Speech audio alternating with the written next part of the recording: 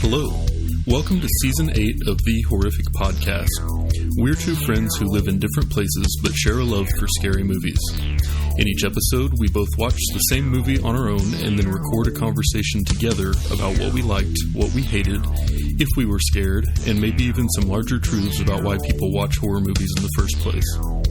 This season, our theme is Make the Wives Pick. Since our wives have to watch these movies with us every week, and often complain about it, we made them pick the movies this season. If you want to see the list of upcoming films and follow along, check out our website at thehorrific.com. Thanks for listening. It's interesting to me that Katie and Sarah picked two movies from like the mid-2000s for this list, and they both had them kind of towards the top. Because I feel like that was a prime time when horror sort of had a resurgence with teenagers and college kids. Like there were a bunch of remakes and sequels around that time of kind of more classic ones. And I think a lot of people were introduced to these franchises in movies for the first time around then.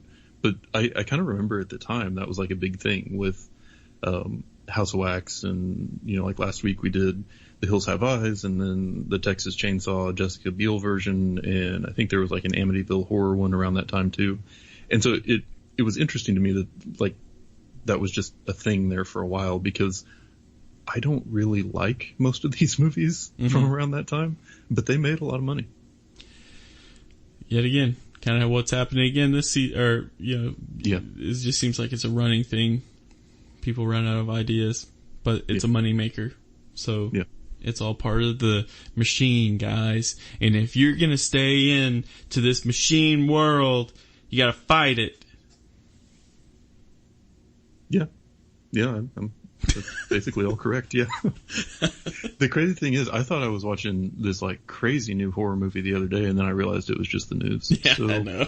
I feel like in 2020, the name of the game will be like reality horror.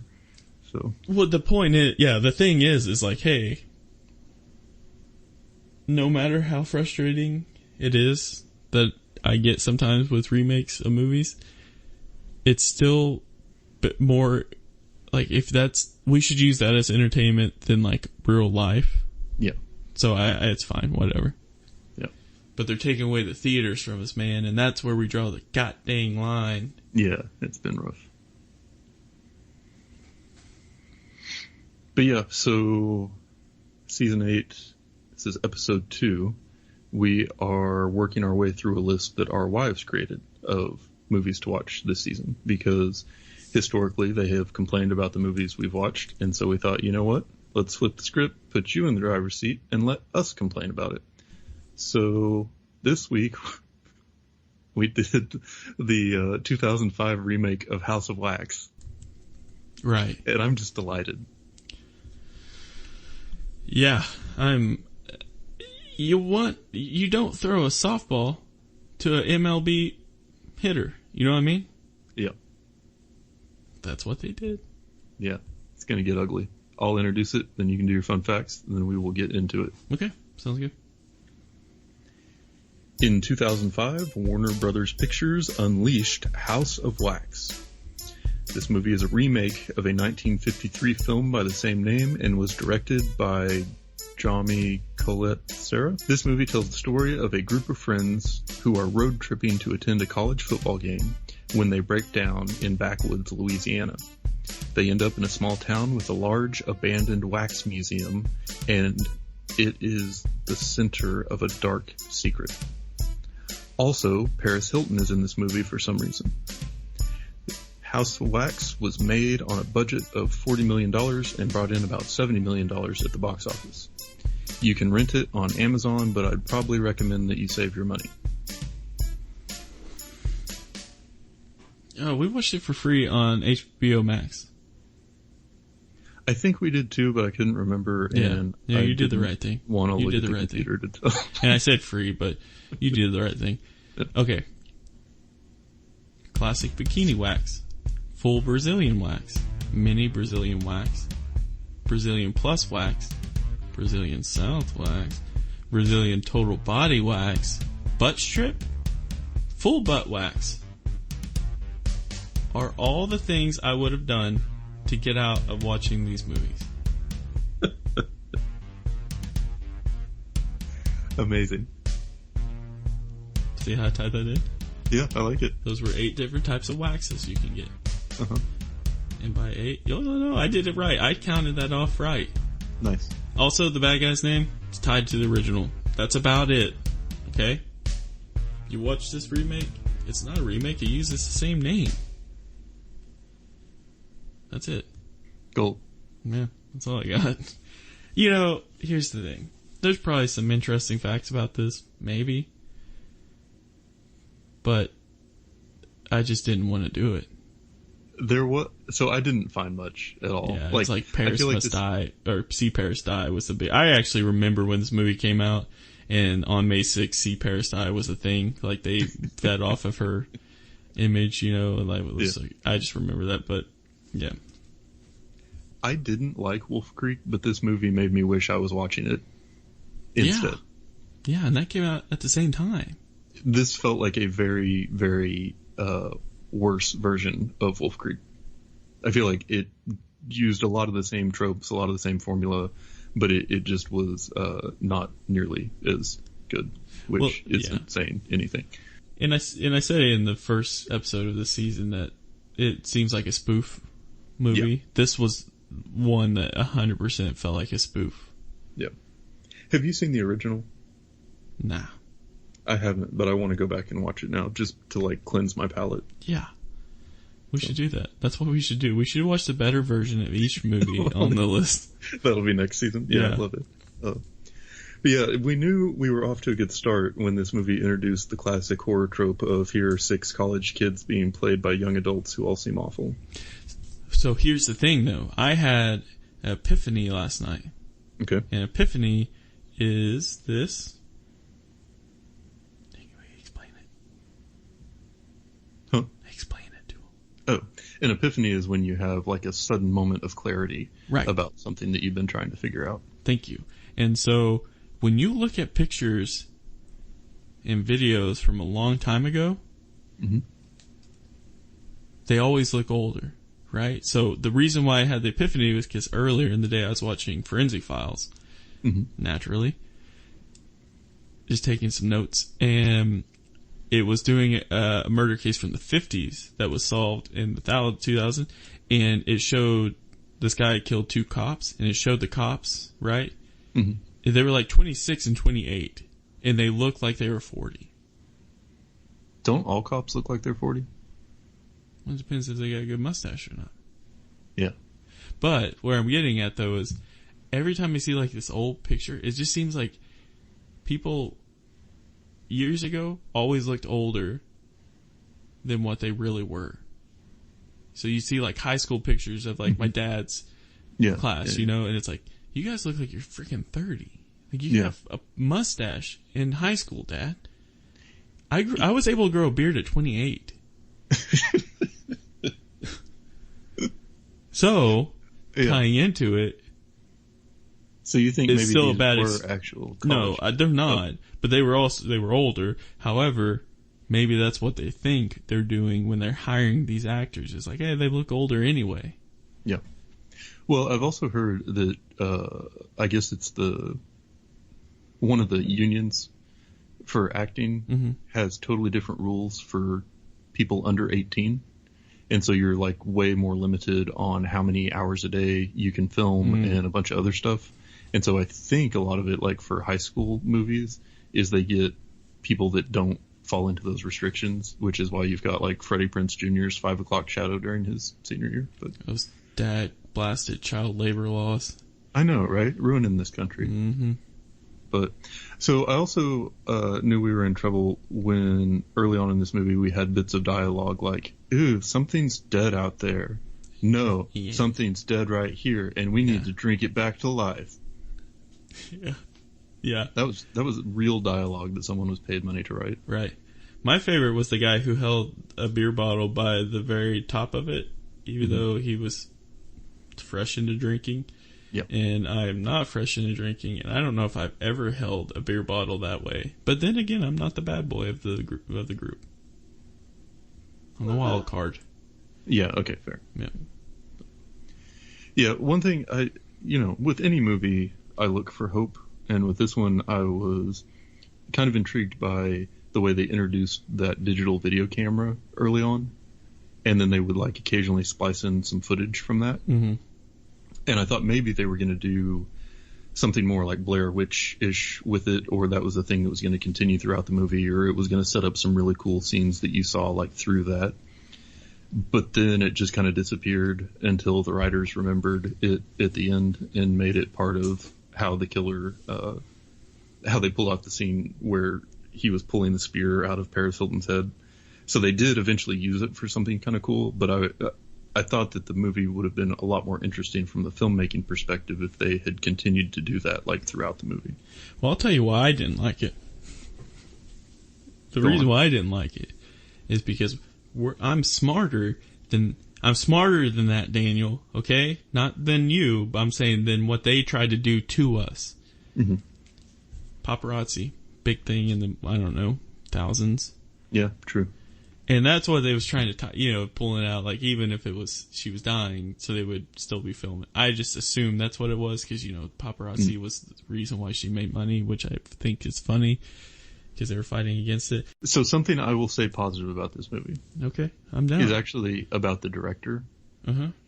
And I feel like he used Paris Hilton exactly right in this movie.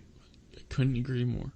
Because she was not in it very much at all. Mm-hmm. And then really the only part she played was that she was running around getting chased by a killer in her underwear for a while and then she got murdered. Which is basically what everybody who went to see this movie because she was in it would have wanted. So I feel like the director got the most out of that hiring decision while also limiting the damage the most, because when she was on screen trying to talk, it was unbearable. Yeah, super, super bad. Like, it's bad when you don't have, like, dialogue that's more than 3 words at a time. And it's still noticeably bad acting. Yes. Yeah. Yeah. I'll tell you, this is what I thought about it. I thought it was a good concept as we've talked about this multiple times over the years. So trying to create, like, how do you create a new villain, Yeah. I thought that was interesting take on it. Because you got, like, the Vincent and Bo kind of thing. Mm-hmm. Yeah. But it's just things they did throughout it that just was almost like a little insulting, I guess. And for example, we get that they were twins, right? Or joined twins, like, yeah. But cutting the knife through them at the end to explain that that's why he's wearing. It's just, I don't know. It was just kind of insulting. The dialogue was insulting. Hey, we gotta go to the Superdome or whatever, and this is a secret route that we can take to, like, one of the most famous stadiums in the NFL. Yep. Let's also put 30 seconds worth of rapping in this. Let's make this movie an hour and 49 minutes long. But the good thing about it, though, in all honesty, is I like the idea that they tried to create a new villain. Yep. Well, yeah, and I need to walk back one statement just a little bit. When I said the director got the most out of that hiring decision, I feel like there was a prime opportunity missed that when the house was on fire and melting, they didn't have, like, a quick pan to Paris Hilton saying, "That's hot." That's hot. That would have been, that seemed like such a layup, but... Right.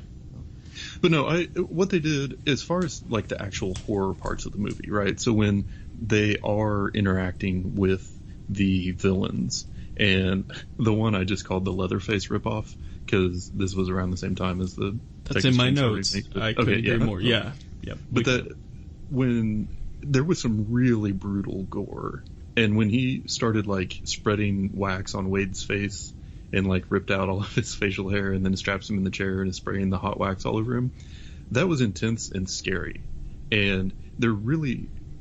It was set up to have some legit, like, scary horror moments, but there was just so much other filler around it that I feel like it really hurt that. Yeah, 100% Leatherface ripoff. is what I would call it. They'll call it inspiration. Mm-hmm. I guess especially the idea of it. But yeah, I think there was definitely, yet again, some really good opportunities there. You go into a town that's all wax. Yeah. Or at least, all that kind of stuff. I mean, it's a creepy idea. Like, obviously, obviously unrealistic in, like, the fact of how it went down, but super creepy. Same kind of concept of the movie we just watched. Which, Hills Have Eyes. For the record, I can't believe I just forgot that, considering we just talked about it. Anyway. They don't know that. Yeah. We did not just record the first season, episode 1. Son of a bitch. This movie has me Twitter-pated, man. Yeah. Twitter-pated means somebody dunked on you and subtweeted you, and now you're on tilt. Exactly. This has me on tilt. But here's the problem. The thing with it, though, is we have the double whammy of our wives picked this movie, right? Yeah. And so imagine the conversation we would have had from them to us. Oh, yeah. Why did you pick this movie? Oh, you picked it because you get to see Paris Hilton. And it's like, trust me, it's not 2005 anymore. Yeah, not worth it. Maybe in 2005? Nah. Yeah. Well, yeah, we were teenagers, weren't we? Yeah, we were teenagers. We would. I found her insufferable even then. Yeah, but you see a girl in panties and bra. For us, we would have liked it. Come on. I'm not willing to concede the point. I'm conceding the point for both of us. And conceding the point means to agree for both of us. Nice. Anyway, they would have killed us. Yeah, no, we would have never heard the end of it. 1,000%. Yeah, and I did give Sarah a decent amount of criticism for her choice of this one, and that was fun. Because she knew she deserved it, and that made it even better. I actually thought Katie picked it, and I was actually combining both of them in it because... Oh, no, they're complicit. Yeah. So, and that means that they're both guilty. Yeah. Here's the other reason. Here's another frustration I have with the movie. This was in 2005, right? That's when this movie came out? Filmed in Morocco. They had a camera that they were filming for funsies with. Yeah. They were drunk. Mm-hmm. 4 guys, 2 girls. 1 cup. I mean, camera. And not one jackass scene came out. Do you know what I mean? Yeah, no, that's you get a group of guys, point. right? Yeah, I know this. Right. You get a group of guys and a camera in 2005, 2006. Yeah. They are doing jackass stunts. Yeah, somebody's trying to do a backflip off the truck or like poking each other with a cattle prod or something. Like, jumping over fire. Right. Yeah, something like that is happening now. That is a great call. That's why I was like, okay, well, this is obviously fake. Mm-hmm. But my favorite thing about this, though, what was it? Nick, the bad boy, could throw a beer bottle a mile away, precision. Mm-hmm. What I liked about it was when it came down to it. Like, there's one scene where I think it was when they were actually in the twins' house, where he, like, just goes straight, like, he sees the guy and there's no, like, no, cowardice, or he just goes straight into fighting. Yeah. And I was like, I appreciate that idea. Like, there's no second thought. It was just like, we got to do this. I'm going to punch this guy.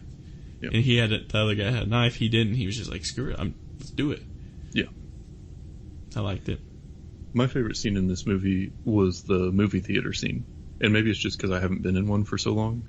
But the other girl is hanging out, like, sitting there trying to pass off as one of the wax sculptures as the black and white movie is playing in the background, and it's, like, really loud, and the gas station guy is there with the shotgun and trying to find her. And it was just, like, super intense and suspenseful and creepy, and having that old movie playing and everything. I thought that whole thing was just pulled off super well. Yeah, really good scene. Yeah. And we talked last time too about how horror movies should be instructive in society, and so like something they've hammered home that everyone should take away is, hey, be safe. Don't take directions from a creepy guy at an abandoned gas station in an area that you're not familiar with, because it's only going to lead to trouble. I feel like another thing that horror movies has taught us is don't split up. Because what did they do in this movie? Mm-hmm. First thing they had a chance to, it's like, oh yeah, you guys go over here and we'll go over here and there's danger, but what could possibly go wrong? And it just goes terribly wrong. Right. Yeah, don't do that. Oh, and they did a lot of things wrong. Don't split up. Yep. Technically, they went down to the basement, which ended up being what saved them because they lit that mall on fire. Yep. But still, man, don't split her up. Yep. Because also, at the end of the day, you just gotta make sure you can run faster than the other one. Yeah. Yeah, like the bigger the herd, the less likely you are to be the straggler. You know? Right. Yeah. Also, one final thing I have to say about this. This movie's soundtrack was about the most 2005 thing I've seen in a while. And then it ends on My Chemical Romance. Right? Yeah. And yeah. Katie paused it. Chef's kiss. And I looked at her and I said, you don't ever pause any credit that is playing My Chemical Romance, Kate. Yeah. Like I was pissed at her. Yeah. Just watched a really bad movie for an hour and 49 minutes. That was like the saving grace. Finally get some reprieve. And then you do this to me? Yeah. God dang. Yeah. Yeah, but it had like Stutterfly and Marilyn Manson and Harmar Superstar. Like they went all in on capturing the era. Yeah, they really did. I wonder how much My Chemical Romance made from this movie. I wonder how much Paris Hilton got paid to do this movie. If someone finds out, can they let me know? Let me know if it was higher or lower than her sex tape. For research purposes. Also, how much does a Brazilian wax cost? $80. No hesitation. Yeah, I think that this is a very good place to stop. Did you figure out your new, like, goodbye ending part yet? No, not yet. Well, actually... And that's it for today's episode. If you've listened this far, then thank you, and we hope you've enjoyed it. We're always looking for new ideas, so if you have any questions, comments, or movie suggestions, please send us an email at thehorrificpod@gmail.com, or feel free to comment on or message our Facebook page. Just search for The Horrific Podcast. Thanks for listening.